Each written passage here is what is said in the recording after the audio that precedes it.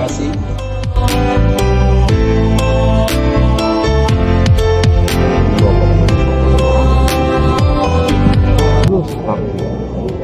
Semuanya dapat. Apalagi tadi ulama besar kita Abu Manan mengatakan vaksin